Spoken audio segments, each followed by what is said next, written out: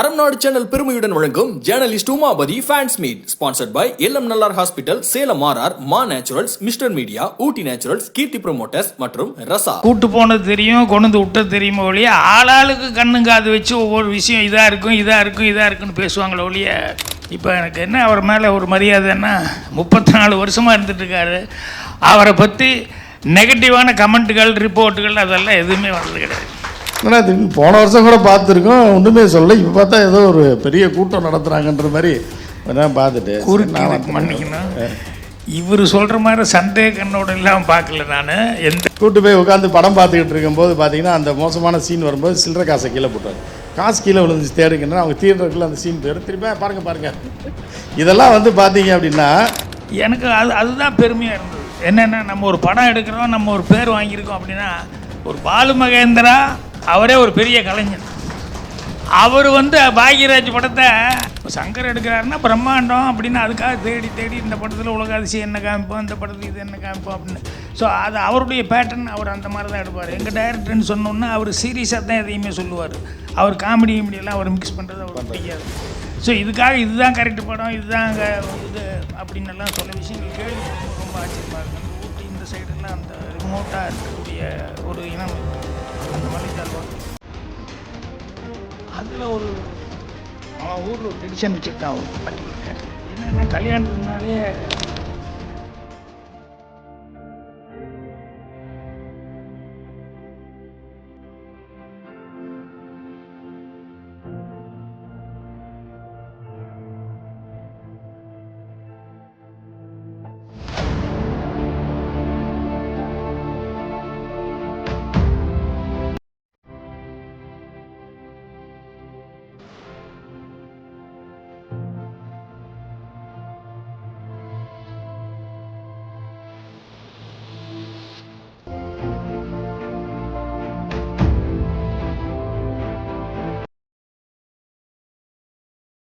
நல்ல நண்பரும் மூத்த பத்திரிகையாளர், எழுத்தாளர், இப்படி நிறைய விஷயங்கள் சொல்லிகிட்டே போகலாம். ஸோ உமாபதி அவர்களுக்கு வந்து அவரை கௌரவப்படுத்தும் விதத்தில் அறம்நாடு இந்த ஊடகம் மூலமாக ஒரு சிறப்பான நிகழ்ச்சிக்கு ஏற்பாடு பண்ணதுக்கு நந்தா அவர்களுக்கு என்னுடைய நன்றியை தெரிவிச்சுக்கிறேன். உங்கள் எல்லாத்துக்கும் என்னுடைய பணிவான வணக்கத்தை தெரிவிச்சுக்கிறேன். உமாபதி அவர்களை பற்றி என்ன சொல்கிறதுன்னு எனக்கு தெரியல. என்னென்னா, எனக்கு ஏதாவது ஒரு சின்ன அரசியல் சம்மந்தப்பட்டதோ இல்லை வேறு ஏதாவது சம்மந்தப்பட்டதோ ஏதாவது ஒரு மேட்ரு, எனக்கு ஏதாவது ஒரு டவுட் வந்தது அப்படின்னு சொன்னோம்னா உடனே ஃபோன் அடித்து இது என்னங்க இது மேட்ரு அப்படிம்பேன். என்ன அப்படின்னா, அது எதை பற்றி கேட்டாலும் உடனே அதை அது என்ன இதுன்னு சொல்லிட்டு டக்குன்னு ஃபிங்கர் டிப்ஸில் வச்சுட்டு பதில் சொல்லுவார். இல்லைன்னா கூட கொஞ்சம் டைம் எடுத்துகிட்டு அதை பற்றி மேட்ரு கேதர் பண்ணிவிட்டு கரெக்டாக சொல்லணுமே அப்படின்னு சொல்லிட்டு சொல்லுவார். நான் பத்திரிகையாளர்கள் அப்படின்னு சொன்னாலே நான் அந்த காலத்தில் கூட சொல்லுவேன் மீட்டிங்கில் தமாஷா பேசும்போது. என்னென்னா, ஒரு பாரிஸுக்கு ஃபஸ்ட்டு ஒரு பாதிரியார் இறங்குறாரு. அவர் அன்றைக்கி தான் ஃபஸ்ட் டைம் வர்றாரு பாரிஸுக்கு. பாதிரியார், கிறிஸ்டியன் பாதிரியார். அவன் போய் பேட்டி எடுக்கிறதுக்கு போன ஒரு நிருபர் கேட்குறாரு, பாரிஸுக்கு வந்துருக்கீங்களா? ஆமாம், ஃபஸ்ட் டைம் வந்திருக்கேன் அப்படின்னு. உடனே அடுத்த கேள்வி சரி, இந்த நைட் கிளப்புக்கு போவீங்களா அப்படின்னு. நைட் கிளப்பா அப்படின்னா எங்கே இருக்குது அப்படின்னா, அப்புறம் சரிங்க மற்றவங்க யாராவது சொல்லுவாங்க அப்படின்னு சொல்லிட்டு போயிட்டான். போன உடனே ஹெட்லைன் என்ன வருதுன்னா, பாரிஸுக்கு இறங்கியவுடன் பாதிரியார் நைட் கிளப் எங்கே இருக்குன்னு விசாரித்தார்னு போட்டு ஹெட்லைன் போட்டான். எல்லோரும் லபனம்னு அவர் பிடிச்சிக்கிட்டாங்க. என்னென்ன அப்புறம் அவர் அந்த நிரூபரை கூப்பிட்டு, என்னையா இப்படி பண்ணி போட்டேன் அப்படின்னா, நான் என்ன பண்ணேன் சார், நான் கரெக்டாக தான் பண்ணேன். என்ன கரெக்டாக பண்ணேன்? இப்படி போட்டு வச்சுருக்க ஒரு பாதியார் இறங்கணுன்னே நைட் கிளப் எங்கே இருக்குன்னு கேட்டேன். இல்லை சார், நான் உங்கள்கிட்ட வந்தேன், பாரிஸ் ஃபஸ்ட் டைம் வந்திருக்கேன் அப்படின்னேன். நைட் கிளப்புக்கு போவீங்களான்னு கேட்டேன். நைட் கிளப்பா அப்படின்னா அது எங்கே இருக்குது அப்படின்னு சொல்லி கேட்டேன். அது சரி இந்த அப்படின்னா அப்படிங்கிறத எடிட் பண்ணிவிட்டு நான் நைட்டில்ப்பா எங்கே இருக்குது அப்படின்னு சொல்லி அதை மட்டும் நான் ஜாயின் பண்ணிக்கிட்டேன். அப்படி என்னென்னா அவருக்கு வந்து பத்திரிக்கைக்கு வந்து ஒரு விறுவிறுப்பாக எல்லோரும் உடனே உள்ளே போய் பார்க்குற அளவுக்கு அதுக்கு ஏதாவது மேட்ரு கிடைக்குமா, மெட்டீரியல் கிடைக்குமான்னு சொல்லிட்டு அது அவங்க கேட்டால் என்னுடைய பத்திரிகை தர்மம்னு தான் சொல்லுவாப்புல. ஏன்னா ஒரு நல்ல நிருபர்னு நான் பேர் எடுக்கணுன்னு நான் வேலை பார்க்குற இடத்துல ஏதாவது வித்தியாசமாக ஒன்று பண்ணி அன்றைக்கி இது பண்ணுவேன். நேற்று கூட தமாக்காவா ஒரு படம் பார்த்தேன், கொரியன் படம். அதை வந்து இந்தியில் வந்து ரீமேக் வாங்கி அஃபிஷியலாக ரீமேக் வாங்கி பண்ணியிருக்காங்க. இது மாதிரி தான் ஜேர்னலிஸ்ட் அப்படிங்கிறத வந்து அவங்க அதில் எவ்வளோ குறியாக இருப்பாங்க. ஒருத்தன் வந்து ஃபோன் பண்ணி அந்த ரேடியோ ஜாக்கி அந்த இவங்ககிட்ட பேட்டி எடுத்துகிட்டு அந்த நிருபர்கிட்ட பேட்டி எடுத்து பேசிகிட்டு இருக்கும்போது நான் இந்த இடத்துல பாம்பு வச்சுட்டேன் அப்படின்னு இவன் அந்த இதை கேட்டுட்டு அப்படியே ஷாக் ஆகி என்ன சொல்கிறீங்க என்னென்னா உடனே அங்கே இருக்கிற அந்த ஹெட்டெல்லாம் வந்து அப்படியே கொஞ்சம் பேசு, அப்படியே லைவாக பண்ணிடுறோம் எங்கே பாம்பு வச்சுருக்கோன்னா அவன் ஒரு பாம்பு வேறு வெடிச்சிட்டான்.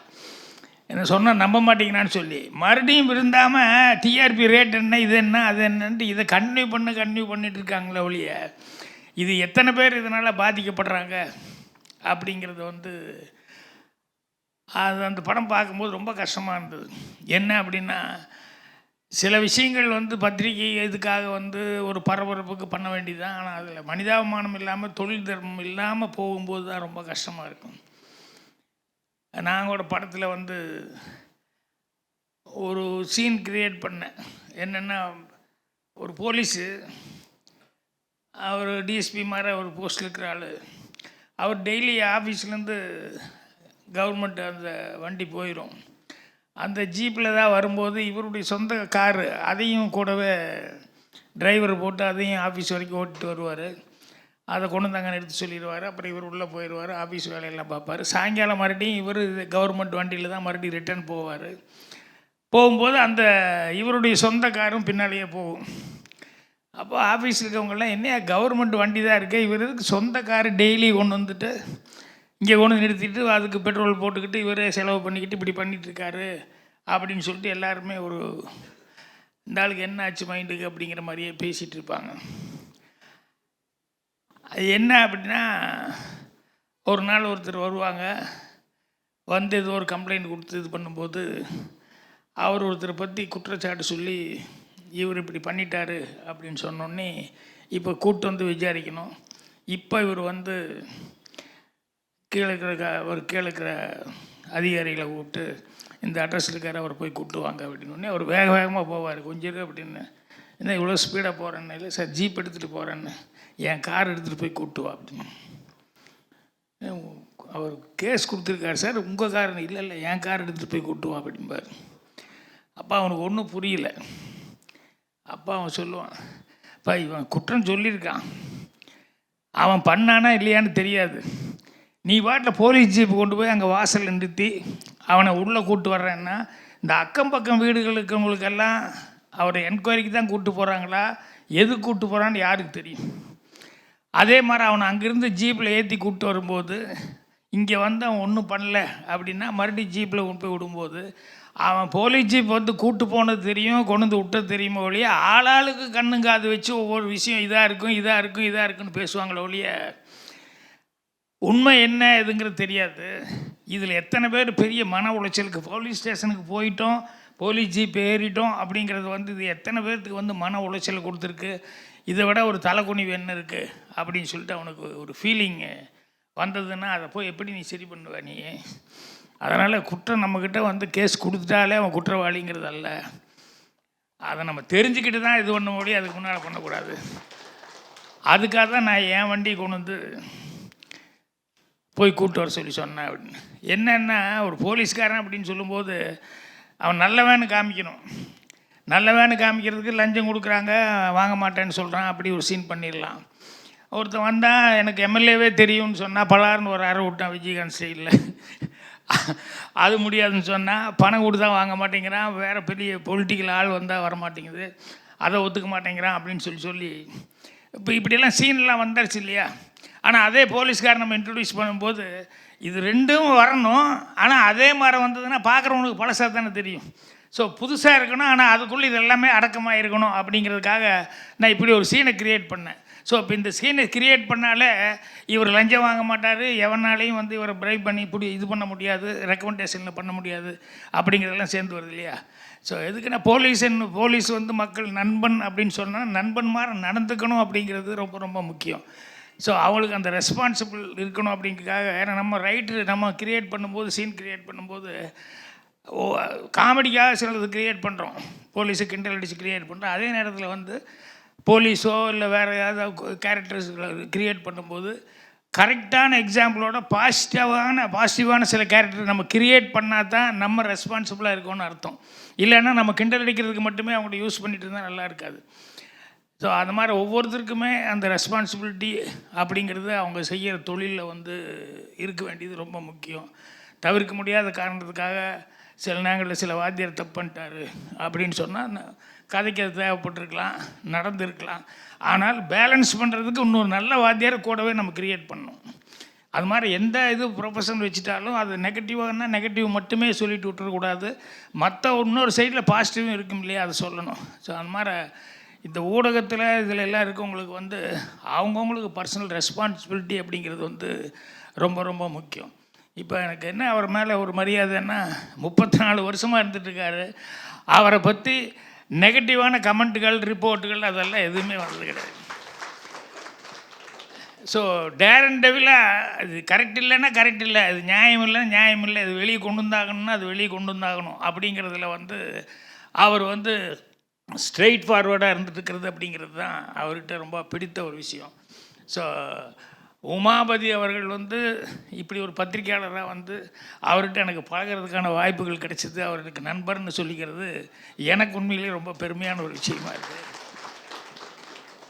அவருக்கு வந்து அறம் நாடு இவங்க வந்து ரொம்ப அழகாக இப்படி ஒரு ஃபங்க்ஷனுக்கு ஏற்பாடு பண்ணியிருக்காங்க. அதில் முக்கியமானவங்க எல்லாமே நம்ம அமீர் முதல் கொண்டு எல்லாரையுமே கூப்பிட்ருக்காங்க. எல்லாருமே வந்து அவரை பாராட்டுறதுக்காக வந்திருக்காங்க. ஸோ அவரை பற்றி இன்றைக்கி நான் கொஞ்சம் தெரியும், அவர் எழுதின புக்கெல்லாம் நான் வந்து படிச்சிருக்கிறேன். இந்த தமிழர்களை பற்றி எந்தெந்த ஊருக்கெல்லாம் போய் என்னென்னங்கிறதெல்லாம் அவர் நேரடியாகவே பேட்டி எடுத்துகிட்டு கரெக்டாகவே வந்து எழுந்தா பார்த்துருக்கோம். இன்றைக்கி அவரை பற்றி இவங்களும் கொஞ்சம் நிறைய விஷயங்கள் எடுத்திருந்தாங்க. அதை வந்து அவரே வந்து சில விஷயங்கள் சொல்லும்போது தான் நமக்கே தெரியுது, ஓ இதெல்லாம் நடந்திருக்கா அப்படி இப்படின்னு சொல்லிட்டு. ஸோ அந்த மாதிரி அவருக்கு வந்து ஒரு சிறப்பு செய்கிறதுங்கிறது வந்து ஒரு பெருமைக்குரிய ஒரு சமாச்சாரம். நந்தா அவர்களை வந்து செஞ்சுருக்காரு, அதை பாராட்டுறதுக்காக அதில் பங்கெடுத்துக்கிறதுக்காக நிறைய பேர் வந்திருக்கீங்க. எல்லாத்துக்கும் என்னுடைய வணக்கத்தை வந்து மீண்டும் நன்றியும் வணக்கத்தையும் தெரிவிச்சுக்கிறேன். தினேஷ் தமிழ் இனிதின்னு சொல்லி ஆரம்பித்து அழகாக தமிழில் சுத்தமாக பேசுனீங்க, உங்களுக்கும் என்னுடைய வணக்கத்தை சொல்லிக்கிறேன். நன்றி சார், நன்றி, வணக்கம். சாரோட படங்கள் வந்து 83 முந்தானை முடிச்சு எனக்கு வருஷமெல்லாம் தெரியாது, எடுத்துக்கிட்டே இருந்தேன் அவ்வளோதான். அப்போ இருந்த படங்கள் நீங்கள் பண்ண அந்த நையாண்டி காமெடிகள்லாம் அப்படியே திரையில் பார்த்துருக்கோம். அதை யூடியூப்பில் ஒருத்தர் பண்ணுறாரு, அவரோட நீங்கள் ஒரு பேட்டி கொடுத்துட்டீங்கன்னா இப்படி இருக்குன்னு. ஸோ அந்த மொமெண்ட்டை உருவாக்கிடலாம் சார், ஒரு 10 நிமிஷம். என்ன ஒரு திரைக்கதை எழுதிடலாமே இப்போ? திரைக்கதை அது உட்கார்ந்து எழுதுனுங்க தனியாக, இது வந்து பேட்டி. அனைவருக்கும் வணக்கம்.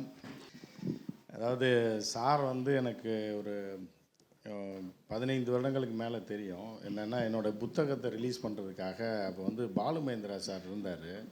அவர் தான் எனக்கு நெருங்கிய பழக்கம். அவர் என்னால் ரொம்ப ஒரு சண்டைக்கு அப்புறம் ஒரு பேட்டியில் ஒரு பிரச்சனை, அதை அவரை நம்ம கேள்விகள் சிலது கேட்டேன். அவர் தமிழ் அந்த வயசில் எனக்கு அப்போ தமிழ் பேசிட்டீங்களே சார், ஆனால் இப்போ நீங்கள் போடுறது பூரா சஃபாரி போடுறீங்க, ரேபான் கிளாஸ் போடுறீங்க அப்படின்ற மாதிரி சொல்லிட்டேன். நீங்கள் ஆங்கில படம் எடுக்கணுன்றதான் எங்களோட ஆசை. நீங்கள் நீங்கள் எடுக்கிற சப்ஜெக்ட் ஃபுல்லாகவே ஆங்கில படம் மாதிரி இருக்குது. அது அவர் ஆங்கிலத்தில் எடுத்தால் என்ன, ஒரு ஓவர்சீஸ் மார்க்கெட்டில் பெருசாக வரும்னு சொல்லி ஒரு 25 வருஷத்துக்கு முன்னாடி பிஹெச்டி காலேஜில் அது ஒரு சின்ன பயிட்டில் வந்துச்சு கோயம்புத்தூரில். அதுக்கப்புறம் சாரோட ரொம்ப நெருங்கி பழகி பாலுமகேந்திரா சார் இருந்தார். அப்போ வந்து பாலுமகேந்திரா சார் வந்து என்னுடைய முதல் புக்கு வந்து சந்திரபாபு நாயுடு சார் ரிலீஸ் பண்ணார். அது பெரிய லாஸில் போயிடுச்சு. அது நான் சொந்தமாக போட்டேன், அவர்கிட்டயே சொல்லாமல் பண்ணிவிட்டேன், அதுதான் பிரச்சனை. கடைசி நேரத்தில் புக்கு பிரிண்ட் பண்ணதுக்கப்புறம் இந்த மாதிரி ஒரு புக்குன்னொடனே அவரே ஷாக் ஆகிட்டார். செலவு பண்ண வேண்டாம், நம்ம ஆஃபீஸில் வச்சுன்னு பிரம்மாண்டமாக நடந்துச்சு ஹைதராபாத்தில். அதில் லாஸ் ஆனதில் கையை கடிச்சதில் ஒரு 8 வருஷம். அப்போ ஒரு நிருபராக சம்பளம் வாங்கிட்டு இருக்கோம், அந்த காசை புரட்டி போட்டு கடன்லாம் வாங்கி இந்த ஃபஸ்ட்டு புக்கு இந்த கிராண்ட் மாஸ்டர் ஆஃப் பாலிடிக்ஸ்னு சொல்லி அவர் சிஎம்ஏ ரிலீஸ் பண்ணார். சிஎம் ரிலீஸ் பண்ண புக்கில் அடி வாங்கி ஒரு 10,000 ரூபா கடன் ஆனது நான் ஒரு ஆளாக தான் இருக்கும். அது முடிஞ்சு ஒரு 8 வருஷம் விட்டேன். அதுக்கப்புறம் தான் பதிவுகள் எழுதிட்டு அப்புறம் பாலுமகேந்திரா சார்கிட்ட பேசிகிட்டு இருக்கும்போது அவர் உடல்நிலை சரியில்லாமல் போயிடுச்சு. அப்போ வந்து உங்களுக்கு உங்களை யாரை பிடிக்கும் அப்படின்னாரு. எனக்கு பாக்யராஜ் சாரை பிடிக்கும். நேராக அவர்கிட்ட போங்க, ஏன்னா போய் உங்கள் புக்கை பற்றி சொல்லுங்கள், ஏன்னா எனக்கு இப்போ இருக்கிற உடல்நிலையில் பற்றி நான் இதுக்கு வர முடியாது. அது அப்போ சார் வந்து பாலுமகேந்திரா சார் ஆட்டோவில் தான் போயிட்டு வருவார். ஏவிஎம் ஸ்டுடியோவில் எப்போயாவது நான் ராணிப்பேட்டில் கொஞ்ச நாள் இருந்தேன். அப்போ திடீர்னு சென்னைக்கு வந்தேன்னா ஃபோன் பண்ணுவேன். அவர் செல்ஃபோனும் கையில் வச்சுக்க மாட்டார். ஏதோ ஒரு சந்தர்ப்பத்தில் ஏவிஎம்மில் தான் இருக்கேன்னுவார். போய் ஒரு அரை மணி நேரம் 1 மணி நேரம் நின்றுட்டே பேசிகிட்டு இருப்போம். ஸோ அப்போ அந்த புக்கு ரிலீஸ் பண்ணுறேன் சார்னா, அப்போ உங்களுக்கு யாரை பிடிக்குன்னாரு. என்னால் வர முடியாது, சென்னையில் வச்சிங்கன்னா நான் சாயந்தரமாக வந்துட்டு போகிறேன், என் உடல்நிலையை பற்றி உங்களுக்கு தெரியும், இப்போ தான் ஹாஸ்பிட்டலேருந்து டிஸ்சார்ஜ் ஆகிருக்கேன். நான் பாக்யராஜ் சார், நீங்கள் போய் பாக்யராஜ் சாரை பாருங்கள் சார், எனக்கு பழக்கமே இல்லை சார் அப்படின்னு. நீங்கள் போய் சொல்லுங்கள், அவர் ஏதாவது சொன்னார்னா சரி என் பேரை சொல்லுங்கள் அப்படின்னாரு. அதுக்கெல்லாம் இல்லை, நான் புக்கெல்லாம் ரெடி பண்ணிட்டு இப்போ சாரை வந்து பார்க்க போனேன். சாரை பார்க்க நேராக போனால் அவர் பத்திரிக்கையாளர்னு சொல்லிட்டு நேரடியாக போய் சாரை பார்ப்பேன். ஏன்னா அவர் ஒரு பத்திரிகையாளர், ரெண்டாவது நம்ம அவருடைய தீவிர ரசிகர். இப்போ கூட எனக்கு என்ன அப்படின்னு பார்த்தீங்கன்னா, ஒரு தந்தை வந்து என்ன பண்ணுவான்னா, ஒரு பொம்பளை பிள்ளைங்க இருக்க வீட்டில் அந்த குழந்தையாக இருக்கும். அது இப்போ என் தங்கச்சி பொண்ணு கூட ஒரு சடங்கு மாதிரி வச்சோம். இப்போ அது குழந்தையாக இருந்துச்சு. இப்போ தான் இது வந்தோம், 4 டைம் 4 தீபாவளிக்கு போய்ட்டு வரும்போது பார்த்தா பெரிய பொண்ணு ஆயிடுச்சு. அதுக்கு அந்த மாதிரி என்னென்னா, ஒரு தந்தை என்னென்ன பண்ணால், ஒரு குழந்தை நேற்று தான் பிறந்து இப்படி வளர்ந்துக்கிட்டே இருந்தது, அதுக்கு ஒரு குழந்தை பிறந்துடும், இதே ஒரு குழந்தை இதுக்கு ஒரு குழந்தையான்ற மாதிரி ஒரு தந்தையோட ஆங்கிள்லேருந்து பார்த்தீங்கன்னா பார்ப்பாங்க. அந்த மாதிரி சார் பார்த்துருப்பாரு. ஏன்னா போன வருஷம் வந்து ஏதோ சேனல் ஆரம்பிக்கிறேன்னா இப்போ பார்த்தா ரசிகர் பண்ணுறேன் விழா மாதிரி நண்பர்கள் இவ்வளோ பேர் கூடுறாங்கன்னொடனே சார் ரொம்ப நேரம் இன்விடேஷனை பார்த்துட்டே இருந்தார். இப்படி பார்த்தாரு. சரி, அவர் உள்ளுக்குள்ள என்ன நினைப்பாருன்னு சொல்லி கொஞ்சம் தெரியும். சரி என்ன சொல்ல போகிறாரோன்னு சொல்லிட்டு போய் சார் இந்த மாதிரி, ஏன்னா நம்ம மேஜராக எது பண்ணாலும் சாருக்கு சொல்லாமல் பண்ண மாட்டோம். சாரை வந்து கூட இன்ஃபார்ம் பண்ணிடுவோம். ஸோ அப்போ வந்து என்னோடய திருமணத்தெல்லாம் சார் வந்து தான் நடத்தி வச்சாங்க. அதை நம்மளோட திருத்தணியாசலம் அவர்களுக்கு, அது என்னுடைய சகோதரர், இவங்கெல்லாம் தான் பண்ணி வச்சாங்க பெரியவங்களாம். ஸோ இந்த விஷயத்துக்கும் சார்கிட்ட போய் சொன்ன உடனே பார்த்தாரு. ரொம்ப நேரம் பார்த்துட்டு இருந்தார். என்னன்னே அவருக்கு புரியலை. என்ன இது யூடியூப்பில் இது என்ன ஃபேன்ஸில் போய் சார் வந்து 50 வருஷமாக இருக்காரு, உலகம் பூரா ரசிகர் இருக்க. என்னன்னா போன வருஷம் கூட பார்த்துருக்கோம், ஒன்றுமே சொல்லலை. இப்போ பார்த்தா ஏதோ ஒரு பெரிய கூட்டம் நடத்துகிறாங்கன்ற மாதிரி பார்த்துட்டு மன்னிக்கணும். இவர் சொல்கிற மாதிரி சந்தேக கண்ணோட எல்லாம் பார்க்கல, நான் எந்த யோசனையும் கிடையாது. ஒரு இடத்துக்கு போகிறேன்னா இது என்னன்னே தெரியாமல் போய் அப்படி நடுக்காட்டில் போய் அதை கண்ணை கட்டி விடுறதுன்னு சொல்லுவாங்கள்ல, அப்படி போய் எங்கேயா மாட்டிக்கூடாது. அதனால் என்ன ஏது அப்படிங்கிறதெல்லாம் தெரிஞ்சுக்கிட்டு போகலாம் அப்படிங்கிறதுனால அதுக்காக அவ்வளோ நேரம் பார்த்தேன். ஏன்னா நிறையா நிகழ்ச்சிகள் டிவி நான் பார்க்குறதுக்கான வாய்ப்புகள் இல்லை. ஸோ அதனால் அது என்ன எதுங்கிறது தெரிஞ்சுக்கலாம் அப்படிங்கிறதுக்காக இங்கே வந்ததுக்கப்புறம் கூட சில சந்தேகங்கள் கேட்டுக்கிட்டு இருந்தேன் நான், என்ன எதுங்கிறது. சார் வந்து இன்றைக்கி வரைக்கும் அப்டேட்டில் இருக்கிறதுனால தான் இன்றைக்கி வரைக்கும் இந்த மேடையில் உட்காந்துருக்காங்க. இன்றைக்கி வரைக்கும் இல்லை, அவங்க வந்து என்னென்னா அந்த சீனியாரிட்டி, நம்ம எவ்வளோ பெரிய ஸ்டாரு, நம்ம எவ்வளோ நேஷ்னல் லெவலில் ஒரு உதாரணத்துக்கு சொல்லணுன்னா, ஒரு டைம் பேசிகிட்டு இருந்தோம் சார்ட்ட, ஒரு 12 வருஷத்துக்கு முன்னாடி வேறு ஒரு விஷயம் பேசிகிட்டு இருக்கும்போது, அமிதாப் பச்சன் அவர்கள் வந்து என்னென்னா சாரை வந்து தேடுறாரு. அவர் super star, all India super star. Sir வந்து தமிழ்நாட்டில் ஒரு பெரிய பரபரப்பை ஏற்படுத்தின்ற காலம். ஒரு படம் எடுக்கிறார் அமிதாப் பச்சன் அவர்களை வச்சு, படம் சூப்பர் டூப்பர் ஹிட் ஆகுது. அதற்கு அடுத்து நான் சார்கிட்ட கேட்டுருக்கும்போது வேறு ஒரு தருணத்தில் சார் சொன்னாங்க, வேறு ஒரு இதுக்காக மீட் பண்ண நீங்கள் அரேஞ்ச் பண்ணலாமே சார், அது அவரை வச்சு வேறு ஒரு ப்ராஜெக்ட் பேசிகிட்டு இருக்கும்போது சார் சொன்னாங்க இல்லைங்க அது அப்படின்ட்டு. அதுக்கப்புறம் லேட்டராக ஒரு நாள் சொன்னாங்க, என்ன சொன்னாங்கன்னா, அவர்கள் அழைத்த போது நான் பிஸியாக இருந்தேன், அவர் சூப்பர் ஸ்டாராக இருக்கும்போது ஒரு கைத்தட்டல் பண்ணலான்னு நினைக்கிறேன். சீரியஸாக கேட்டுட்ருக்கேன். அவர் all India super star. Amitabh பச்சன்னா ஒரிசாவில் தெரியும், மத்திய பிரதேசில் தெரியும், பாகிஸ்தானில் தெரியும், ஆப்கானிஸ்தானில் தெரியும், எல்லாரையும் தெரியும். சார் வந்து அந்த ரீச்சை கொண்டு போனவர் அந்த படத்தில், ஆக்ரி ரஸ்தான்ற படத்தில் பின்னி அப்படி ஒரு கதை வந்து இந்தியில் இவ்வளோ ட்விஸ்ட் அண்ட் டர்ன்ஸோட வந்தது எல்லாம் அவர் மிரண்டு போயிட்டு அடுத்தடுத்து சார் சொன்னார். அவர் பல முறை என்னை காண்டாக்ட் பண்ணாருங்க, சூப்பர் ஸ்டார் இல்லை சொல்லக்கூடாது, நீங்கள் பண்ணுங்கள், அதே மாதிரி பண்ணுங்கள். இல்லைங்க, எனக்குன்னு ஒரு ஸ்டோரி, எனக்கு லைன் வரணும், வந்தால் மட்டும்தான் நான் பண்ணுவேனே தவிர எதுக்காக நல்லா ஓடிடுச்சுன்றக்கா அடுத்தடுத்து அதே மாதிரி படங்கள் நான் பண்ண மாட்டேன்னு சார் சொன்னதுனால தான் அதுக்கப்புறம் அந்த இதாகிடுச்சு அப்படின்னு சொன்னாங்க. அதை அமிதாப் பச்சன் அவர்கள் வந்து ஒரு 10 வருஷத்துக்கு முன்னாடி கேரளாவில் ஒரு ஃபங்க்ஷனு, சம்மந்தமே இல்லை, சாருக்கு அவருக்குள்ள கான்டாக்டு ரொம்ப நாள் ஆகிருக்கும், 30 வருஷம் ஆகிருக்கும். கேரளாவில் நடந்த ஒரு ஃபங்க்ஷனில் சாரோட பேரை சொல்லி பேசுகிறார். யார்? அமிதாப் பச்சன் அவர்கள் பேசுகிறார். அதை நான் சார்கிட்ட சொன்னேன். நான் கேரளாவில் அந்த நிகழ்ச்சிக்கு போயிருக்கேன். மேஜர் ரவின்னு சொல்லி ஒரு டைரக்டர், அவங்களோட ஃபங்க்ஷனில் அமிதாப் சார் வந்து பேசுகிறாரு பாக்யராஜ் சாரை பற்றி. சவுத் இந்தியாவில் கேரளாவில் போய் பாக்யராஜ் சாரை பேசுகிறார். அப்படி ஒரு பெருமைக்குரியவர் இங்கே வந்திருக்காரு அப்படிங்கும்போது, அவரோட நமக்கு ஒரு மரியாதை கொடுத்து வந்திருக்காங்க அப்படிங்கும்போது நிச்சயமாக எனக்கு பெருமையாக தான் இருக்குது. நந்தா கேட்டுக்கொண்டதுக்கு எனக்கு சார்ட்ட சில கேள்விகள்லாம் கேட்கணும். ஏன்னா என்ன அப்படின்னு பார்த்தீங்கன்னா, முந்தானை முடிச்செல்லாம் நாங்கள் சின்ன வயசில் பார்த்துருக்கோம். அதாவது இப்போ அங்கே வந்து மதுரையில் ஜீவாக்கெல்லாம் தெரியும். ஆமாம், ஒரு வருஷம் ஓடுது. அடுத்த தீபாவளி அன்னைக்கு வெடி வாங்க போகிறப்ப திருப்பி ஒரு வருஷம் கழித்து அந்த படத்தை அன்னைக்கு தான் லாஸ்ட் ஷோ. அடுத்த நாள் தீபாவளிக்கு வேற ஒரு படம் ரிலீஸ் ஆகுது. ஒரு வருஷமாக அந்த படத்தை பார்த்துருக்கோம். முதல்ல பார்த்தோம், அதுக்கப்புறம் ஒரு வருஷம் கழித்து அந்த படத்தை கடைசி ஷோவும் பார்த்தோம். ஸோ அந்த மாதிரி வருடக்கணக்காக ஓடின ஒரு மாபெரும் இயக்குனர். அவரை பார்த்தாலே மிரள்வாங்க. ஏன்னா அப்போ அந்த வயசில் நமக்கு புரியாது அவரோட ஜோக்கு. ஆனால் என்னென்ன சார் ஒன்று சொல்கிறாருன்னா, ஒவ்வொரு மனிதனையும் கனெக்ட் பண்ணுவார். அவர் அந்த குடும்பத்தை கனெக்ட் பண்ணுவார். சகலகலாவலன்னு ஒரு படம், நான் வந்து 7th 8th படிச்சுக்கிட்டு இருக்கும்போது கட்டடிச்சிட்டு 8th படிக்கும்போது கட்டடிச்சிட்டு சகலகலாவலன் படம் பார்த்துட்டு வந்தோம். அதே ஷோ வந்து எங்கள் அக்கா மாப்பிள்ளை அவங்க பிள்ளைங்கள்லாம் போய் பார்த்துட்டு இருந்திருக்காங்க. படம் வந்து ஒரு 15 நாள் கழிச்சு அவங்க இன்டர்வலோட எங்கள் வீட்டுக்கு வந்துட்டாங்க. அந்த படத்தில் ரொம்ப காட்சிகள்லாம் ரொம்ப ஆபாசமாக இருக்குன்னு சொல்லி வந்துட்டாங்க. வந்ததுக்கப்புறம் பார்த்திங்கன்னா அது கொஞ்ச நாள் கழித்து சாரோட படம் வருது. அப்போ நான் வந்து சின்ன வயசில் இருக்கும்போது என்னென்னா, ஒரு படம் ஆபாசமாக இருக்குன்னா படத்தையே கட் பண்ணிட்டு பாதியில் வீட்டுக்கு வந்திருக்காங்க அப்படின்ற மாதிரியான ஒரு சூழல். கடைசியில் பார்த்தா சார் ஒரு சீன் வச்சுருப்பார். ஏன்னா எல்லாம் பார்த்தோம், எல்லாருக்கும் தெரியும் விளையாட்டுலாம். ஆபாசமான தங்கச்சிகள் 5 பேரை கூப்பிட்டு போவாங்க. கூப்பிட்டு போய் உட்காந்து படம் பார்த்துக்கிட்டு இருக்கும்போது பார்த்தீங்கன்னா, அந்த மோசமான சீன் வரும்போது சில்லறை காசை கீழே போட்டார்.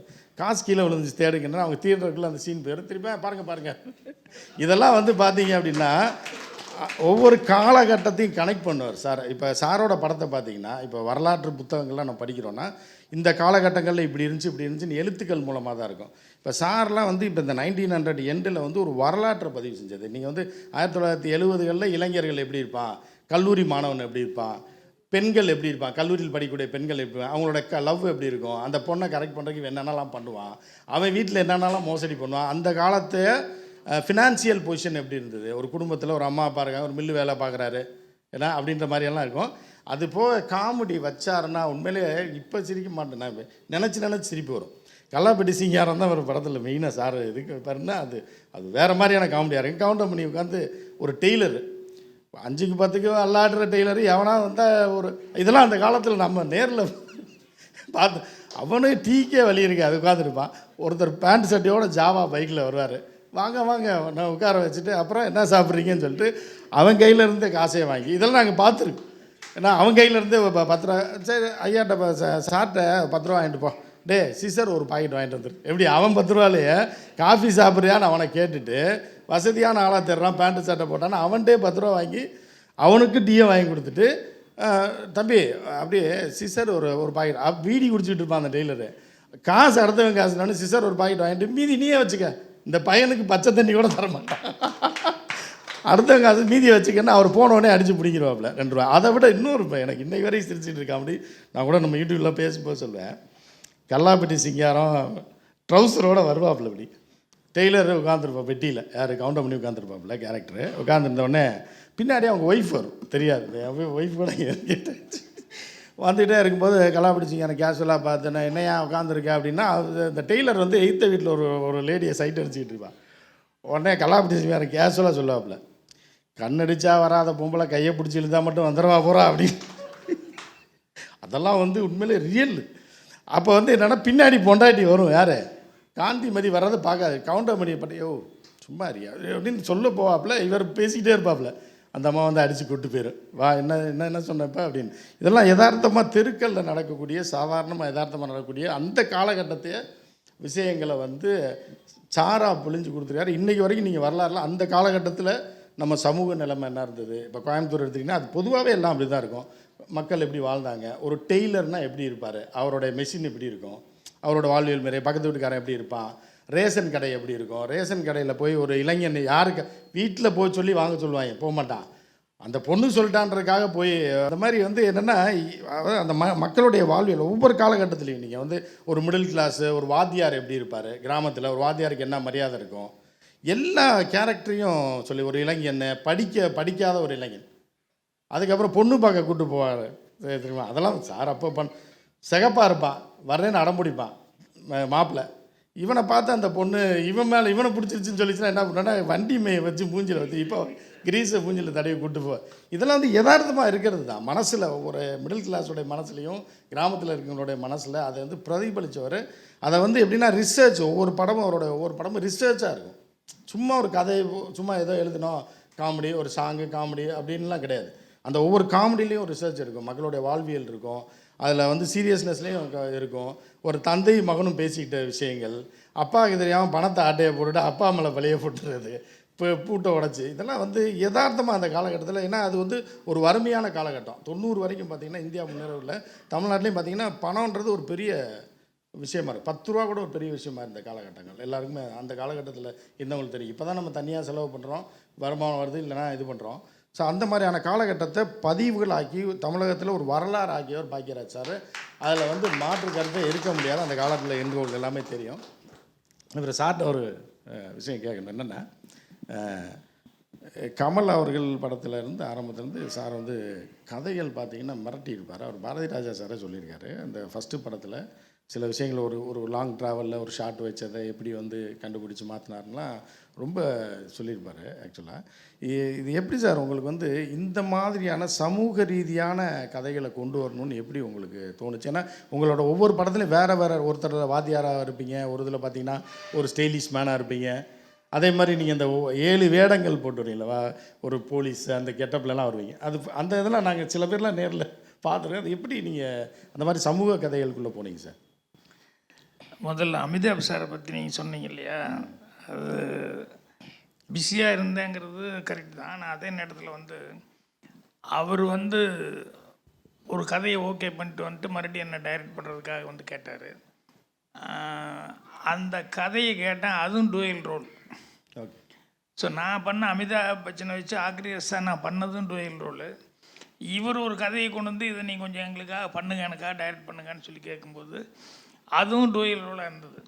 அப்போ நான் சொன்னேன், சார் இப்போ தான் ஒரு டூயல் ரோல் பண்ணேன், மறுபடியும் நான் உங்களை வச்சு ஒரு டூயல் ரோல் பண்ணி படம் சக்ஸஸ் ஆகுதுங்கிறது வேறு. ஆனால் பாக்யராஜுக்கு இதுதான் தெரியும் போலக்கு, எப்பப்பா டூயல் ரோலே பண்ணுறான்னு சொல்லி அப்படி ஒரு பேர் வரும். அதனால் வந்து நான் கொஞ்சம் வேறு ஏதாவது ஒரு கதை உங்களுக்காக பண்ணிவிட்டு வந்து அதுக்கப்புறம் நான் சொல்கிறேன் அப்படின்னு சொல்லிட்டு அப்படி அதை அவாய்ட் ஆச்சு. அப்புறம் பாலுமகேந்திரா சார் பற்றி சொன்னீங்க. ஒரு உள்ளூரை சந்தோஷப்பட்டுக்கிறதுன்னு ஒரு விஷயம் இருக்கும். அவர் வந்து என்னுடைய படங்கள் ரிலீஸுக்கு முன்னாலேயே லேபில் வந்து ஃபஸ்ட்டு காப்பி ஓடிட்டுருக்கும், செக் பண்ணுவாங்க. ஒரு 2 காப்பி 3 காப்பி வரைக்கும் கலரிங்காக வேறு ஏதாவது தப்பு இருக்கா அது இருக்கான்னு சொல்லிட்டு சொன்னேன். இப்போ இந்த ஆப்ரேட்டர் வந்து அவன் படம் போட்டு அவன் படம் இன்ட்ரெஸ்ட்டாக பார்ப்பான் இல்லையா, அது ஆப்ரேட்டர்லேருந்து இன்னொருத்தருக்கு போய் அப்புறம் மேனேஜருக்கு போய் அப்புறம் பார்த்தா கடைசியில் பிரசாத் சார், ரமேஷ் பிரசாத் பார்த்து அது எல்வி பிரசாத் சாருக்கு போய் எல்வி பிரசாத் சார் வந்து உட்காந்து அங்கே வந்து அந்த காப்பி செக்கிங்கில் உட்காந்து அந்த படம் பார்த்துருக்காரு. அந்த மாதிரி ரிலீஸுக்கு முன்னாலேயே பாலுமகேந்திரா சார் வந்து டார்லிங் பார்த்துருக்காரு. யாரோ எனக்கு சொல்லும்போது எனக்கு அதுதான் பெருமையாக இருந்தது. என்னென்னா, நம்ம ஒரு படம் எடுக்கிறோம், நம்ம ஒரு பேர் வாங்கியிருக்கோம் அப்படின்னா, ஒரு பாலுமகேந்திரா அவரே ஒரு பெரிய கலைஞன். அவர் வந்து பாக்யராஜ் படத்தை ரிலீஸுக்கு முன்னாலேயே நம்ம பார்த்துடணும் அப்படின்னு சொல்லிட்டு தேட்டரில் போய் உட்காந்து பார்த்துட்டு அதுக்கப்புறம் யாருக்கிட்டையும் அந்த கமெண்ட் சொல்லியிருக்காரு. அவர் கட்ஸு நம்ம இமேஜினே பண்ண முடியாத ஒரு கட்ஸு. அவன் கடைசியில் வந்து போய் சூசைட் பண்ணிக்க போகிறான்னு மேலே ஏறாருன்னு பில்டப் கொடுத்துட்டு லாஸ்ட்டில் போய் பார்த்தா பிளெயினாக ரோடு அப்படின்னு சொல்லி இப்படி ஒரு கிளைமேக்ஸ் முடிப்பார்னு நினச்சே பார்க்க முடியல அப்படின்னு சொல்லிட்டு இப்படியெல்லாம் கிளைமேக்ஸ் பண்ணார் அப்படிங்கிற மாதிரி. ஸோ அது இதெல்லாம் ஒரு இடத்துல ஒரு தருணத்தில் பேசிகிட்டு இருக்கும்போது சார் அதை சொல்லியிருக்காங்க, பாலுமகேந்திரா சார்.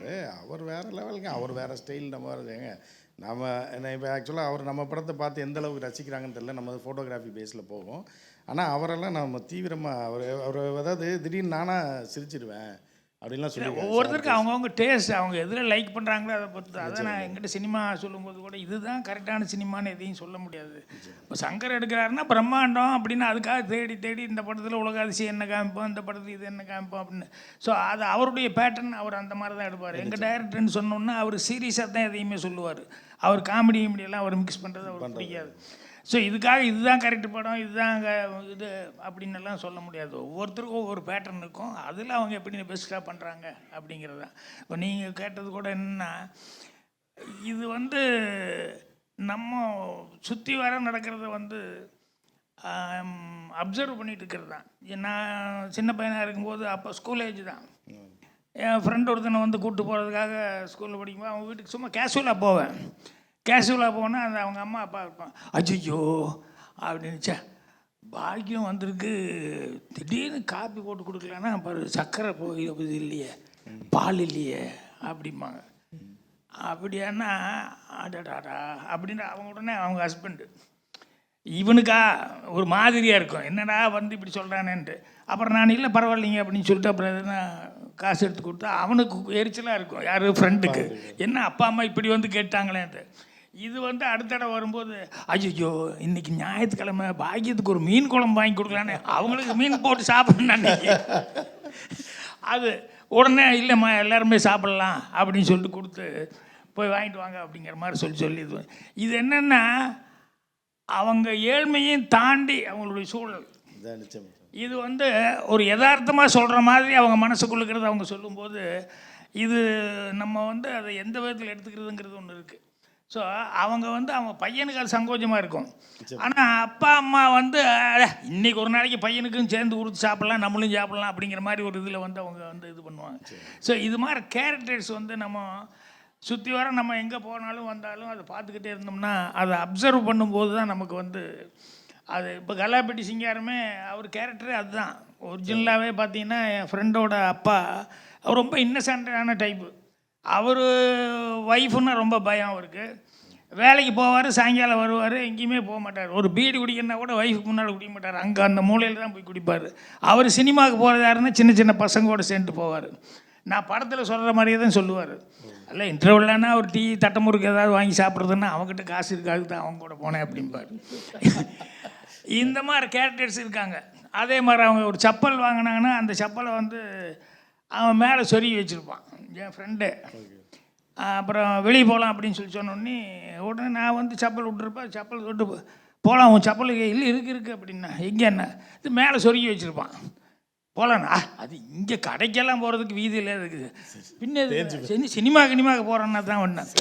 ஸோ கேரக்டர்ஸ் பாருங்கள் எப்படிலாம் இருக்குன்னு. செருப்பு தேஞ்சு அதே மாதிரி தீபாவளி வாங்கினா அடுத்த பொங்கலுக்கு தான். அதே மாதிரி சில ரொம்ப இன்னசென்ட்டான சில பேரண்ட்ஸ் இருப்பாங்க. இந்த பையன் காலேஜ் வரைக்கும் எப்படியோ படிக்க வச்சுருப்பான் கஷ்டப்பட்டு. இவன் காலேஜுக்கு வந்து அப்போ தான் சேர்ந்துருப்பான். அவனுக்கு வந்து ஏதாவது ஒரு வித்தியாசமாக ஏதாவது ஒன்று பண்ணோம் அப்படின்னா அவனுக்கு ஒரு பேட்டா செப்பல் ஒன்று வாங்கி போட்டு போகணும். ஏன்னா ரொம்ப பழைய ஒரு இதாக இருக்கானே. அவங்க அப்பாட்ட வந்து என்னடா காலேஜில் எல்லோரும் நல்ல இதெல்லாம் இது செருப்பு போட்டு போகிறாங்கப்பா, இது சாயங்காலம் வாங்கி உண்டாது காலேஜ் வரைக்கும் ஒன்று சேர்த்து செய்ய மாட்டேனா வான்னு சாயங்காலம் வந்தோன்னு இவனும் ரெடியாகி வருவான். அப்போ பஸ்ஸு வாடா இங்கேயே போயிடலாம், இது என்ன பஸ்ஸுன்னா இந்த மரத்துக்கடியில் அர்ஜென்ட் தைச்சிட்டு இருப்பான் பாருங்க டயர் செருப்பு. அங்கே போய் ஏப்பா நல்ல இவன் காலுக்கு தகுந்த மாதிரி ஒன்று எடுப்பா அப்படிம்பார். காலேஜ் போகிறவனுக்கு எப்படி இருக்கும், இவனால் எனக்கு செருப்பே வேண்டாம் போ அப்படின்ட்டு வந்துடுவான். ஏன்னா அவருடைய இது வந்து அவருடைய சூழ்நிலை, அவர் இவ்வளோ தான் செலவு பண்ண முடியும்னு ஒரு கணக்கு வச்சுருக்காரு.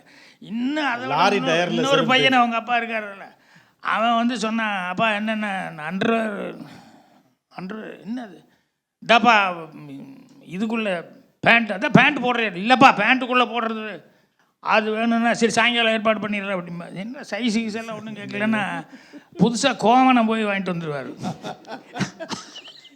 என்ன சொல்கிறாருன்னா உள்ளே போடுறது எவனுக்கிட்ட தெரிய போகுது அப்படிம்பாரு. இல்லைப்பா பக்கத்தில் இருக்க பேடிக்கு பாப்பா நீ ஏன் அவன் பார்க்குற மாதிரி நீ இப்படி திரும்பிக்கோ அப்படின்னு. ஸோ பேரண்ட்ஸு வந்து என்ன மாதிரி கேரக்டர்ஸ் எல்லாம் பையன் படித்தா கூட இவங்க இன்னும் அந்த வில்லேஜ் லெவல்லையே எப்படி இருந்துகிட்ருக்காங்க அப்படிங்கிறதெல்லாம் நினச்சி பார்க்கும்போது இது ரசிக்கவும் தோணும். அதே நேரத்தில் சினிமாவில் இந்த மாதிரி ஏதோ ஒரு வாய்ப்பு கிடைக்கும்போது இதை யூஸ் பண்ணிக்கலாம் அப்படிங்கிற மாதிரி பண்ணுவோம். கேரக்டர்ஸ் அப்போ நீங்கள் சொன்னீங்களா பார்பர் ஷாப்பில் உட்காந்துருப்பான்னு, அவன் சேவிங் பண்ணுவோம் சில நேரங்களில் மூஞ்சிக்கு இது மட்டும் அடிச்சு விட்டு கொஞ்சம் ஃப்ரெஷ்ஷாக பண்ணிக்கலாம் அப்படிங்கும்போது அவன் டக்குன்னு சென்ட் எடுப்பான். அந்த வெள்ளையாக ஒரு ஸ்னோ வச்சுருப்பான், அதை எடுப்பான். அதை எடுத்தோன்னையுமே வந்து உடனே மூஞ்சிக்கு போட மாட்டான், அப்படியே டக்குன்னு வெளியே அந்த கதவுக்கிட்ட எட்டி பார்ப்பான். வீதி ஒரு தடவை பாட்டு டக்குன்னு இதை மூடிடுவான். மூடிட்டு இது எல்லாத்துக்கும் போடுறது நீங்கள் அப்படியா அப்படின்னு அதை தூக்கி உள்ளே வேளால் வச்சு போட்டு உள்ளேருந்து ஒரு வெள்ளையாக ஒன்று எடுப்பான். எடுத்து இது உங்களுக்காக அப்படின்னு சொல்லிப்பான். நம்ம நினச்சிக்கோ அடேங்கப்பா நமக்காக ஸ்பெஷலாக இருப்பான். இது எல்லாத்துக்கிட்டையும் இதே டைலாக் தான் அவன். இது என் ஃப்ரெண்டு ஒருத்தன் வந்து மருது ரொம்ப நல்லவன், நான் ஒரு ஸ்பெஷல் கவனிப்பேன் நான் சொல்லுவேன். அப்படி இன்னைக்கு நிறைய பேர் சொல்லியிருக்காங்க, எனக்காக தான். அவன் நினச்சிட்டு பாரு இது இப்படி சொன்னால் ரொம்ப உச்சி குளிர்ந்து இதாகிடுவார் அப்படின்ட்டு. ஆனால் நம்ம என்னென்ன இந்த மாதிரி கேரக்டர்ஸ் எல்லாம் இருக்கிறாங்கன்னு சொல்லும்போது இது படத்தில் எங்கேயாவது சான்ஸ் கிடைக்கும்போது இந்த மாதிரி கேரக்டர்லாம் யூஸ் பண்ணிக்கிறது தான். நிச்சயமாக சார், அதுதான் நிச்சயமாக ஒரு வரலாற்று பதிவாக அதெல்லாம் இருக்கும். பிற்காலத்தில் இன்னும் ஒரு 50-100 வருஷம் கழிச்சா 50 வருஷம் கழிச்சா கூட இந்த காலகட்டத்திய மனிதர்கள் இப்படி வாழ்ந்துருக்கு. இப்போ உள்ளவங்களே நம்ம இப்போ உள்ள இப்போ 2K கிட்ஸுன்றாங்களே, இவங்களுக்கே 15 வருஷத்துக்கு முன்னாடி என்ன நடந்துச்சுன்றது சுத்தமாக தெரியல. இனி என்ன நடக்க போகுதுன்றதை பற்றி அவங்களுக்கு அதை பற்றி கவலையும் இல்லை அப்படின்ட்டுருக்கு. ஸோ இதெல்லாம் ஒரு வரலாறாக பிற்காலத்தில் நிச்சயமாக நீங்கள் உங்களுடைய திரை காவியங்கள் எல்லாமே ஒரு வரலாறாக, சாதாரண என்டர்டெயின்மெண்ட்டாக மட்டும் கிடையாது, அந்த காலகட்டத்தை பிரதிபலிக்கக்கூடிய ஒரு வரலாறாக இருக்கும் சார். அது நிச்சயமாக தமிழ்நாட்டுக்கு நீங்கள் கிடைச்ச ஒரு மிகப்பெரிய பொக்கிஷம் சார். இவ்வளோ தூரம் வந்து இந்த நிகழ்ச்சியில் கலந்து கொண்டதுக்கு ரொம்ப நன்றி சார். அதான் சினிமாவில் வந்து அசிஸ்டண்ட்டுக்கு சொல்கிறது இதுதான், நீ வந்து சினிமா வந்து லைஃபு தான் சினிமா, அந்த வாழ்க்கையில் உன்னை என்ன உறுத்திச்சோ, உன்னை என்ன மனசில் பாதித்ததோ அதை அசை போட்டு பாரு. ஏன்னா ஒவ்வொருத்தருமே ஒரு கதாசிரியர் தான். ஏன்னா அவங்கவுங்க லைஃப்பில் எத்தனையோ விஷயங்கள் அவங்கள பாதிச்சிருக்கும். ஆனால் இது கதை அப்படின்னு அவங்களுக்கு தெரியாமல் இருக்கும். நிச்சயமாக. ஆனால் நல்லா யோசிக்க ஆரம்பித்தாங்கன்னா, அட இதில் கூட ஒரு நல்ல கதை இருக்குது அப்படிங்கிற மாதிரி தெரியும். ஸோ அந்த மாதிரி சினிமாவுக்கு வர்றவங்களுக்கு கூட நான் தான் சொல்லுவேன், நீ இன்னும் என்ன பாதிச்சதுன்னு பாரு. நீ உட்காந்துக்கிட்டு இப்படி திங்க் பண்ணுறது, இங்கே திங்க் பண்ணுறது, ரூம் போட்டு அதெல்லாம் உன் லைஃப்பில் என்ன நடந்தோ அதை பாரு. அதுலேயே நிறைய கேரக்டர்ஸ் வந்து உனக்கு கிடைக்கும், எல்லா விதமான கேரக்டர்ஸ் உனக்கு கிடைக்கும் அப்படின்னு சொல்லுவேன். ஸோ அதனால் இன்றைக்கும் சினிமாவுக்கு நோக்கி வர்றவங்களுக்கு வந்து இந்த பிரம்மாண்டம், இந்த டெக்னிக்கு, அது இதெல்லாம் ஓகே, இதெல்லாம் படத்துக்கு ஹெல்ப்பாக இருக்கும். ஆனால் படம் ஓடுறதுக்கு மெயின் காரணமாக இருக்கிறது அப்படிங்கிறது வந்து உணர்வு பூர்வமாக இருக்குதா அப்படிங்கிறது கனெக்ட் தான், மக்களோட கனெக்ட் பண்ணுறது. அது நான் நிறையா இப்போ வந்து இங்கிலீஷ் படங்கள் கூட எக்ஸாம்பிள் சொல்லுவேன். என்ன அப்படின்னா, இப்போ அவங்க எப்படி வேணால் இருக்கலாம் அப்படிங்கிற மாதிரி இருந்தது ஒரு காலகட்டம். அவங்க உடனே டைவர்ட்ஸுங்கிற மாதிரி போயிடுவாங்க, உடனே இன்னொரு கல்யாணம்னு போவாங்க, இப்படி போவாங்க அப்படி போவாங்க, இது மாதிரிலாம் இருந்துருக்கும்.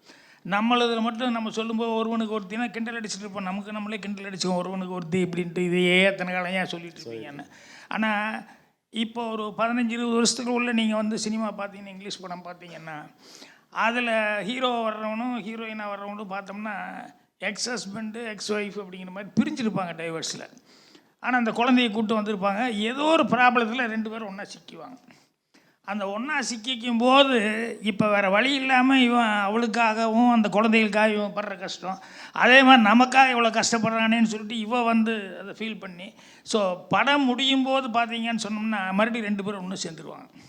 ஸோ அவன் என்னென்னா, அந்த ஒருவனுக்கு ஒருத்தி அப்படின்னு நம்ம கல்ச்சரில் நம்ம இருக்கிறதுக்கு நம்ம வாழ்கிறதெல்லாம் இருக்குது பாருங்கள், இதுக்கெல்லாம் ஒரு மீனிங் இருக்குதுங்கிற மாதிரி அவன் அண்டர்ஸ்டாண்ட் பண்ணிவிட்டு அவன் ஈஸியாக வந்து இதை அடாப்ட் பண்ணிக்கணும்னு அவன் நினைக்கிறான். அவன் படத்தில் இதை வச்சுட்டு இருக்கிறான். ஆனால் நம்ம இப்போ தான் பிரேக்கப்புன்னு எப்போ கல்யாணம் ஒரு காதலிச்சு டைவர்ஸுங்கிறதெல்லாம் போயிடுச்சு. ஆரம்பிக்கும் போதே பிரேக்கப்பு அது இதுன்னு சொல்லி இப்படியெல்லாம் வந்துடுச்சு. அது என்னென்ன ஒரு சொல்லிச்சு முறை, கொஞ்ச நாளைக்கு ஒரு நாகரிகங்கிறது கொஞ்சம் வந்துட்டு அதுக்கப்புறம் மறுபடியும் ரிட்டர்ன் ஆகும். அது மாதிரி நம்ம கல்ச்சருங்கிறது வந்து நமக்கு வெளியூரெல்லாம் ஃபாரின்னா அங்கே எல்லாம் சுற்றி போய் பார்க்கும்போது தான் வந்து அது எவ்வளோ பெஸ்ட்டாக வந்து அவங்க வச்சுருந்துருக்காங்க அப்படிங்கிறத வந்து நம்மளால் ஃபாலோ பண்ண முடியுது. அதே மாதிரி சில விஷயங்கள் வந்து நம்ம ஊர்லேயே நினச்சி பார்த்தோம்னா சில விஷயங்கள் கேள்விப்படும்போது ரொம்ப ஆச்சரியமாக இருக்குது. அந்த ஊட்டி இந்த சைடெல்லாம் அந்த ரிமோட்டாக இருக்கக்கூடிய ஒரு இனம் இருக்குது, அந்த மலைஜால் பக்கத்தில் மாதிரி. அதில் ஒரு அவன் ஊரில் ஒரு ட்ரெடிஷன் வச்சுருக்கான் ஒரு பர்டிகுலர் கேஸ்டில். என்னென்னா, கல்யாணத்துக்கு முன்னாலேயே இந்த பொண்ணு இந்த பையன் அப்படின்னா அவங்க வீட்டில் பார்த்துட்டு ஓகேன்னா 2 பேர்த்தையும் அனுப்பிச்சிடுவாங்க, ஒரு 2 நாளைக்கு ஜாலியாக இருங்க அப்படின்ட்டு. இந்த 2 நாள் கழித்து அவங்க வந்து பையன் ஓகே அப்படிங்கிற மாதிரினா, இல்லை பொண்ணு வந்து ஓகேன்னா அப்புறம் தான் கல்யாணம் பண்ணி வைப்பாங்க. அது நம்ம ஊரில் ஆதிவாசி கல்ச்சரில் சில அதில் வந்து இருக்குது சார். அப்புறம் இல்லை சரியாக வரலன்னா போய்ட்டு வேறு எதாவது பார்க்கலாம் அப்படின்ட்டு. இது எனக்கு அவன் இங்கிலீஷில் வச்சுட்டு இருக்கான், என்னென்ன லிவிங் டுகெதர்னு சொல்லி பார்த்துட்டு சரியாக வந்தால் அதுக்கப்புறம் லிவிங் டுகெதர், அதுக்கப்புறம் சரியாக வந்தால் மேரேஜுக்கு போகலான்னு அவன் அப்படி அட்வான்ஸ்ன்னு நம்ம நினச்சிட்டு இருக்கோம். ஆனால் எந்த காலத்துலேயும் இங்கே வந்து இது எப்படா வந்தது அப்படின்னு நினச்சி பார்த்தா ஒரே ஆச்சரியமாக இருக்கும். ஸோ ஆனால் இருக்கிறதுல என்னென்னா, இப்படியெல்லாம் இருக்கிறதுங்கிறது வந்து உலகம் பூரா எல்லாம் இருந்துக்கிட்டு இருக்குது. இப்போ நமக்கு ஏன் வந்து நம்மளது வந்து பண்பாடு கல்ச்சர் நம்ம சொல்லிக்கிட்டு இருக்கிறோம் அப்படின்னு சொன்னோம்னா, இதெல்லாம் நம்ம ஆளுங்க எந்த காலத்தில் எப்படி கண்டுபிடிச்சி இல்லை இப்படி இருக்கிறது தான் பெஸ்ட்டு, இதுதான் கரெக்டு அப்படின்னு சொல்லிட்டு நமக்கு வழிவகுத்து அதுதான் நமக்கு இருக்கிறதுலே பெரிய அசெட்டாக நான் வந்து ஃபீல் பண்ணுறேன். அது ஃபாரின்லாம் போகும்போது அதை வந்து ரசிக்க முடியுது, நம்ம ஊரில் வந்து இந்த அளவுக்கு இருக்குது அப்படிங்கிறது. ஸோ அது இந்தியனாக பிறந்ததோ தமிழ்னா பிறந்தது தமிழ் கல்ச்சரில் வளர்கிறது அப்படிங்கிறதெல்லாம் இது ஒரு பெரிய gift மாதிரி தான். அது ரொம்ப சந்தோஷமாக இருக்குது. நிச்சயமாக. நம்ம சித்தர் திருத்தணிகாச்சலம் அவர் ஒரு சின்ன இது என்னென்னா, ஒரு 7-8 வருஷத்துக்கு முன்னாடி இருந்தால் அவர் ஒன்று போட்டுகிட்டே இருப்பார் அவருடைய முகநூல் பக்கத்தில்.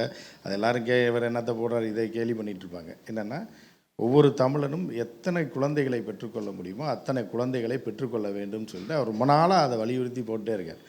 இப்போ அதோட விஷயம் என்னன்னா, இப்போ தான் அது இடிக்குது, இப்போ எல்லாருக்கும் தெரியுது. இப்போ அவருடைய முகநூல் பக்கத்தில் நிறையா போய் நீங்கள் சொன்னது தான் இன்றைக்கி நம்ம தமிழ்நாடு சிஎம்ஐ அதை சொல்ல ஆரம்பிச்சிட்டாரு. நேற்று ஆந்திரா சிஎம் திரு சந்திரபாபு நாயுடு அதை சொல்ல ஆரம்பிச்சிட்டாரு. என்னென்னா, இதோட ஏதாவது நம்ம ஒரு போக்கில் போய் அட்வான்ஸாக போகிறோன்னு போனது நம்ம தமிழ் இனத்தை எவ்வளோ பாதிக்குது அப்படின்ற மாதிரியான விஷயங்கள்லாம் வந்து இருக்குது சார். நிச்சயமாக உங்களுடைய நீங்கள் சொன்ன விஷயங்கள்லாம் வந்து பல வெளிநாடுகள் அந்த விஷயங்கள் எல்லாமே கம்பேர் பண்ணி சொன்னீங்க.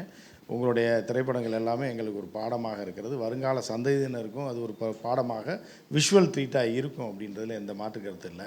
ஏன்னா சீசனல் படங்கள் சாங்ஸ் அப்படின்றதெல்லாம் அந்த பாட்டுக்காக ஓடுது, சண்டைக்காக ஓடுதுன்றது ஒரு காலத்தில் வந்து அது பெருசாக இருக்காது. நீங்கள் கொடுத்துருக்கிறது அப்படின்றது வந்து ஒரு மிகப்பெரிய ஒரு வரலாறு சார். ரொம்ப நன்றி சார் நீங்கள் வந்து கலந்துக்கிட்டதுக்கு. ரொம்ப எனக்கு அரவணைநாடுக்கு மீண்டும் ஒரு முறை நன்றி தெரிவிச்சுக்கிறேன். உங்களுக்கு வந்து ஒரு சிறப்பான ஒரு இந்த விழா எடுத்ததுங்கிறது ரொம்ப சந்தோஷமாக இருக்குது. நன்றி. நன்றி, வணக்கம் எல்லாருக்கும்.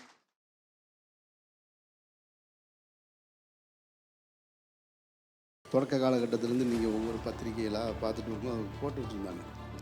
அதில் இடையில ஒரு பேப்பர் வந்துச்சு தினமலர்னு. எப்படி நீங்கள் அங்கே ஒர்க் பண்ணி அதே மாதிரி யூடியூப்பில் என்னை அறிமுகப்படுத்துகிற ஒரு மிகப்பெரிய ஒரு சங்கீதம் அழைத்து வீட்டில் சும்மா படுத்திருந்தோடனே நான் சொல்கிறேன், ஐயா யூடியூப்லாம் நான் வரணுமா, என்னங்க பத்திரிக்கையில் இருந்துட்டு அவ்வளோ நாள் போதும், திரைத்துறைக்கு போய் சில விஷயம் வேலை பார்த்துட்ருக்கேன் பிரதர்னு. இல்லைண்ணே நீங்கள் வாங்க, உங்கள் பழைய வீரப்பன் அனுபவம்லாம் இருக்குது, அதெல்லாம் வந்து பேசிங்கன்னாங்க. சரி நான் வேணான்னு சொன்னேன். வம்பா வந்து எங்கேயோ உட்காந்து தண்ணி அடிச்சுட்டு இருந்திருக்காங்க நைட்டு. தமிழ்நாடு முன்னேறி இருக்கா இல்லையான்னு சார்பு நிலையிலேருந்து பேசலை. அது திமுக ஆதரவு அதிமுக ஆதரவு நிலைப்பாட்டிலேருந்து பேசலை. நான் எங்கேருந்து வந்திருக்கேன் பாடுறான்னு சொல்லி நின்று பேசும்போது தான் எதுக்கு இருக்க வேணாலும் பேச முடியலை. அவங்க உதாரணத்தை வெளியிலேருந்து எடுக்க முடியலை, அவங்கக்கிட்ட இருந்து எடுக்கிறாங்க. நான் யார் தெரியுமா? அவங்கள அழிக்கிறதுக்கு அவங்களே ஒரு ஆளை உருவாக்கி விட்டுருவாங்க.